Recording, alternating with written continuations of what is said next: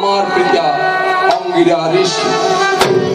তাহলে তোমার বাবা হচ্ছে মুনি আর আমার বাবা হচ্ছে ঋষি।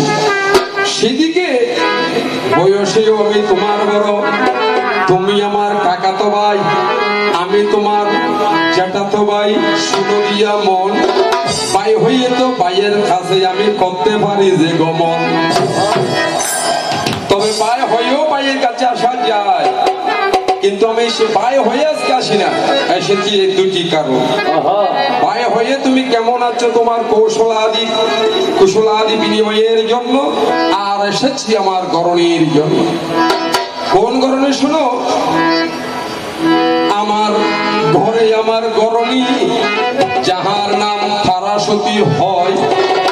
বাহিরের থেকে বাবা গৃহে আসিয়া দেখিলাম আমার গরণী ঘরের মধ্যে রইল না নিশ্চয়। অর্থাৎ বৃহস্পতির স্ত্রীর নাম হচ্ছে তারা দেবী। আমি এসে দেখি বাবা আমার ঘরের মধ্যে আমার তারাসতী গৃহে নেই। তখন আমি চিন্তায় পড়ে গেলাম, ভাবনায় পড়ে গেলাম, কেন আমার লক্ষ্মী কোথায় গেল?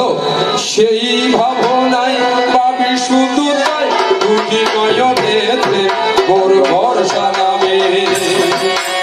আসে না পাগল মনেতে আগুন, আসে না পাগল মনেতে আগুন, এর মন বিরহ জ্বালায় কাটে না।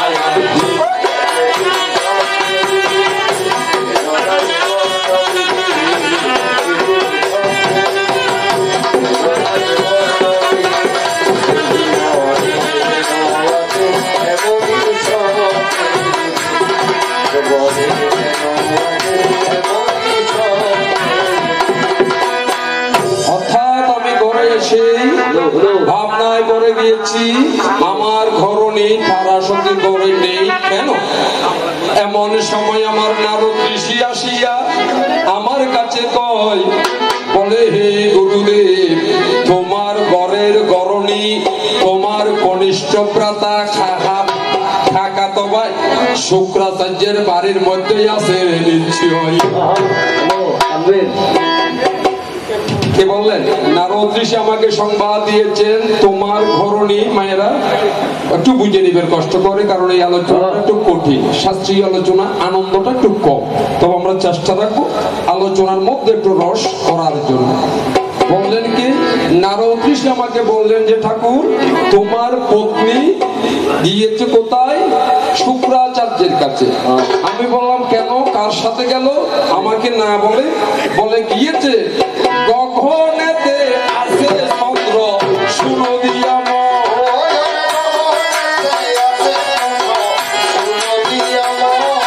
চন্দ্রের সঙ্গে তোমার রমণী করিল গমন।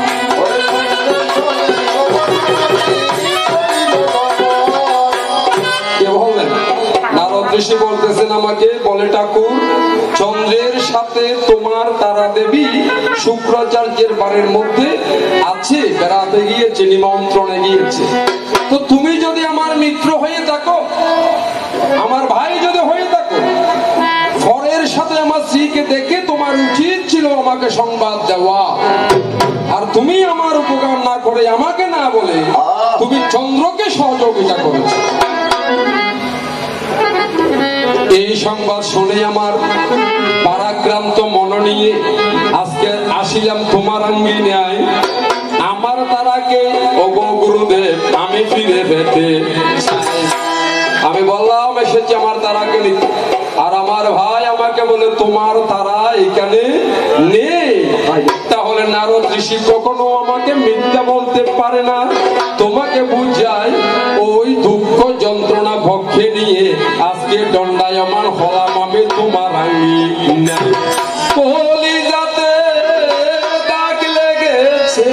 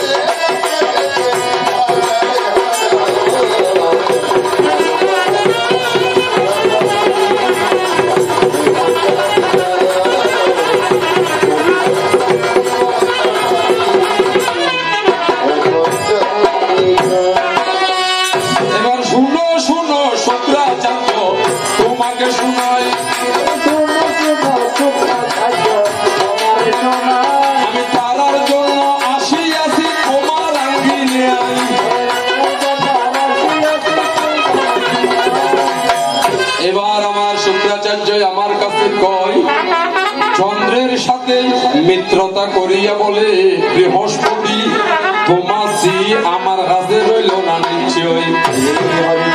যেই মাত্র মিথ্যা কথা দিলরে বলিয়া এই আলোচনার মধ্যে অনেক সময় অতিবাহিত হইয়া গেল, তখন বৃহস্পতি দেবরাজ ইন্দ্রের কাছে বিচার নিয়ে গেল। দেবরাজ ইন্দ্র আসিয়া যেই মাত্র তোমার আঙ্গিনায় দণ্ডায়মান হয়, ততদিনে চন্দ্রের পরশ পেয়ে তারা দেবী দুটি সন্তানের জন্ম দিয়েছে নিশ্চয়। দুটিকে, একটি ছেলে একটি মেয়ে। ছেলের নাম হইল বুধ আর মেয়ের নাম নন্দিনী। তোমাকে বুঝায় দুইজনের বিবাদে এই বুধ গ্রহ যেটাই আছে, বুধ ভার যেটা, এই বুধ চন্দ্রের পরশে আমার স্ত্রী তারার গর্ভে জন্ম পাওয়া। আমি সংক্ষেপে তোমার কথা বাতাসে উড়াই। এবার আরেক কথার দিকে একটু চলে যায়।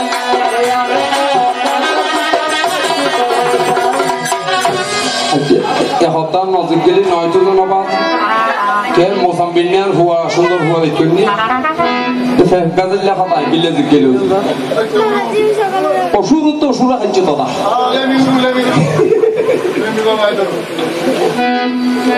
তুমি আমাকে কলঙ্ক দিয়েছ, তোমার দেওয়া কলঙ্ককে অলঙ্কার বানাই দিবরে সাজায়। তাই তো শিল্পী সেলিম নিজামের গানে গানে তোমাকে বুক ওরে কলঙ্ক অলঙ্কার করে। অহত ভাই কলঙ্ক অলঙ্কার করলে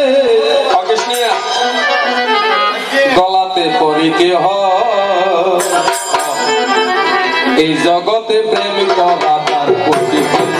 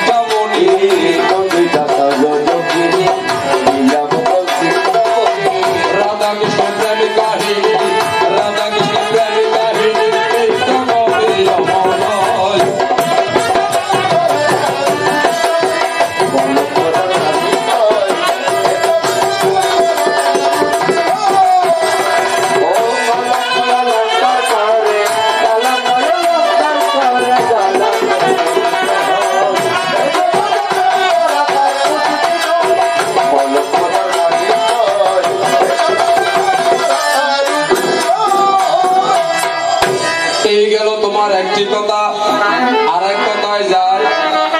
আমাকে নাকি চোর বলিয়া বাঁধিয়া রাখিল, দেখিল আমার হাহাত। না না, আমি চুরি করি নাই। এটা তুমি যেমন আজকে মিথ্যা কলঙ্ক দিচ্ছ, সেটা আমাকে মিথ্যা কলঙ্ক দিয়েছিল। কোথায় জানো? ঔরব দেশের অরূপ রাজন, এটা মহাভারতে হবে। রাজ্যের নাম হয়েছে ঔরব রাজ্য পুরী। ও রাজ্যের রাজার নাম হয়েছে অরূপ রাজা। ঔরব রাজ্যের অরূপ রাজা বলি প্রকাশ করিয়া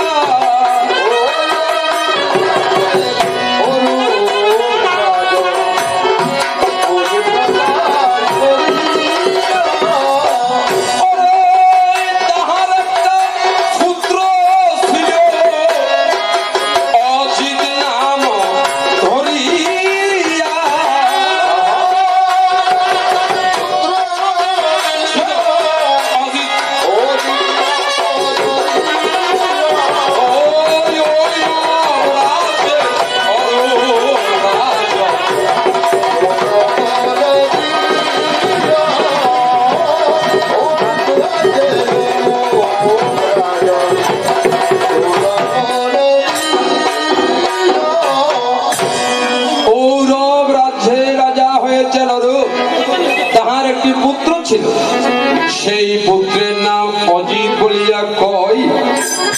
ওই রাজার কিছু শত্রু ছিল, তারা চিন্তা করে যদি কোনোভাবে রাজাকে আমরা মেরে ফেলতে পারি তাহলে রাজার ছোট ছেলে সেই তো যাবে রে মরিয়া, ওই রাজ্য নিতে পারবো আমরা যে হারিয়া। চিন্তা করতেছেন কারা? শত্রুরা। এটা মহাভারতে পাবে। আরেকজন বলতেছে, বলে বাবা রাজাকে যদি মারতে যায়, আক্রমণ করতে যায়, তাহলে রাজার সৈন্যরা এসে আমাদেরকে আঘাত করবে, আটকাবে। বলে তাহলে কি করব? বলে একটা কাজ করো, যদি কোনোভাবে রাজার পুত্র ছোট ছেলে অজিতকে যদি আমরা অপহরণ করিবারে পারি তাহলে রাজা পুত্রের মায়ায় ভরিয়া সকল কিছু আমাদেরকে দিবে ত্যাগ করি। এই ভাবনা করিয়া তারা কি কর্ম করিল? গভীর রজনীতে গিয়ে রাজার পুত্র অরূপ রাজার পুত্র অজিতকে অপহরণ করিয়া নিয়া একটি কাননের মধ্যে ফুলের বাগানে বন্দী করিয়া রাখিয়া দিল। অর্থাৎ রাজার ছেলেকে চুরি করে এনে একটা ফুল বাগানের মধ্যে ঝাড়ে জঙ্গলের মধ্যে আটকিয়ে রেখেছে। যখন উষা লগ্ন হইয়া গেল, আমার বৃহস্পতি গুরুদেবের পূজার জন্য, কৃষ্ণ পূজার জন্য কিবা কর্ম করিয়া যায়, ওই কাননের মধ্যে গেল পুষ্প চয়ন করিবারা। অর্থাৎ বৃহস্পতি গিয়েছেন ওই বাগানে ফুল তুলিতে, দেখে বৃক্ষের সাথে ছোট ছেলে বন্ধ অবস্থায় উঠিল কান্দিয়া। তাহা দেখে সেই ছেলে বৃহস্পতিকে দেখে সেই ছেলে দিল প্রণাম করিয়া। বলে কেবা তুমি হলে নন্দন বলো আমার ঠাই, কিবা হেতু বাগানে বদ্ধ রয়েছ আমি জানিবারে। তখন সেই ছেলের দুঃখের কথা যখন গেল প্রকাশ করি, এমন সময় তাহাকে মুক্ত করিতে যাবে শত্রুগণ চতুর্দিকে বৃহস্পতিকে সহ গেল বেষ্টন করি। ছেলেটাকে তিনি মুক্ত করবেন, তাকে অরূপ রাজার ছেলে অজিতকে 8 বছরের ছোট ছেলে, 8-10 বছরের ছেলে। এমন সময় ওই পরাচলার সাথে শত্রুরা, এই শত্রুদের সাথে একজনে কি আর ভবে যুদ্ধ করতে পারে? প্রাণের ভয়ে তারা সেই মাত্র কিবা কর্ম হরিয়া গেল, তলোয়ারের আঘাত করিয়া ওই অরূপ রাজার ছেলে অজিতকে দ্বিখণ্ডিত ভাবে হরিল। দিয়ে তলোয়ার দিয়ে আঘাত করে তাহার মুন্ডটা ছেদন করে ফেলল, মাথা ভরে রইল, মানে 2 টুকরা হয়ে গেল। এইবার তাহা দেখে বৃহস্পতি উঠিল হাত দিয়া,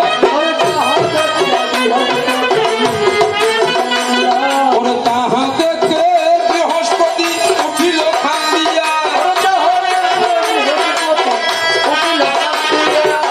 এইদিকে দুর্বৃত্তরা গেল ফলাইয়া।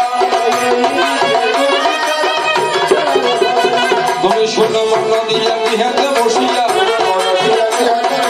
বলিবে আমি তোমারে, তুমি যে আমার আমি যে তোমার, ভালোবাসার কলম করে আমি তোমায় কত ভালোবাসি, তোমায় পেয়ে হলার খুশি তোমায় বেশি ভালোবাসি, কৃষ্ণ রে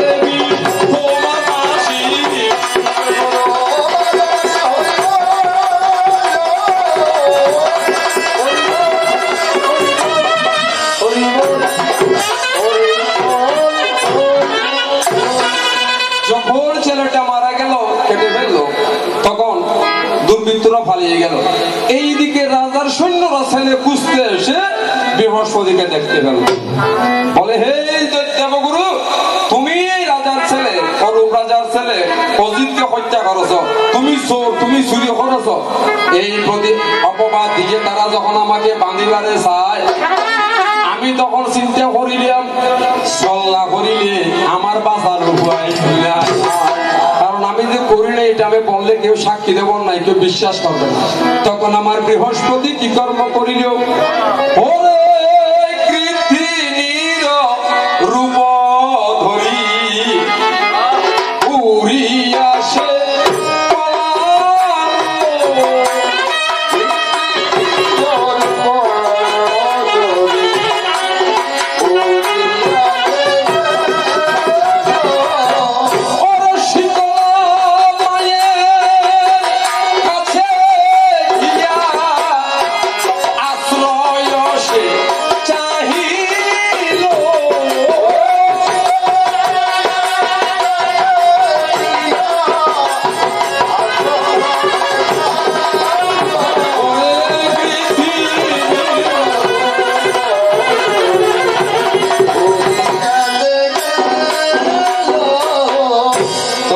বৃহস্পতি গৃদ্ধিনী পক্ষী রূপ ধারণ করে সেখান থেকে উড়ে গিয়ে ওই সৈন্যদেরকে বাঁচার জন্য বাবা গিয়েছে মাসিতলার কাছে।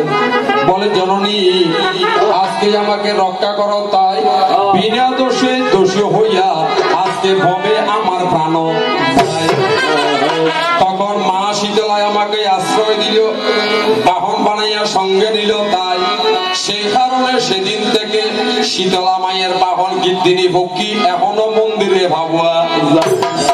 বিশ্বাস না হলে মন্দিরে গিয়ে প্রমাণ দিতে পারো।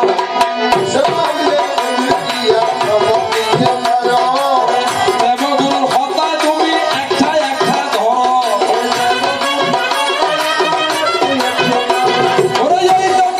তোমার কথা আনন্দ বাজারে বেশি করে রুমির কথা আমার মনে পড়ে।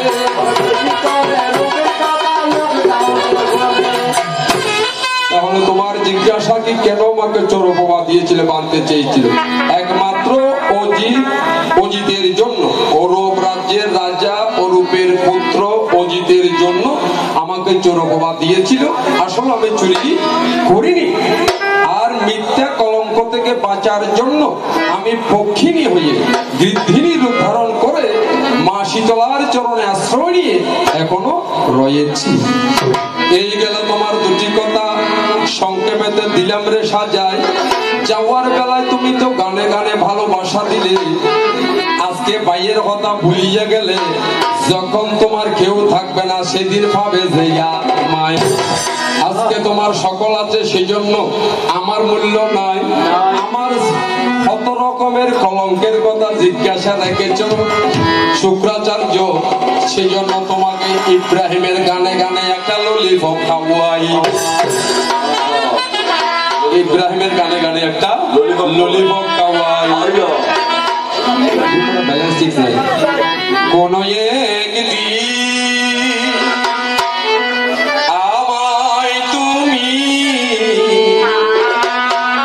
খুঁজবে, ও ভ্রাতা সেই দিন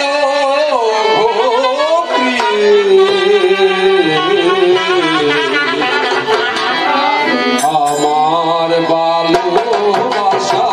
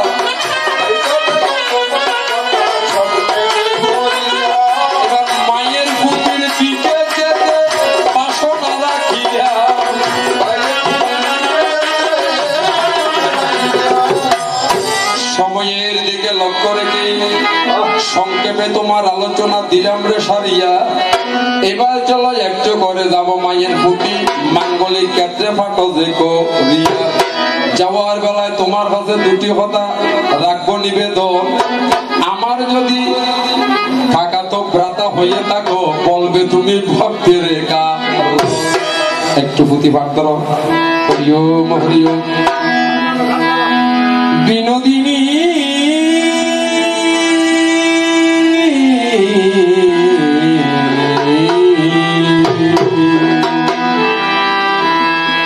আমার শ্যামা পাখি উইরা গিয়াছে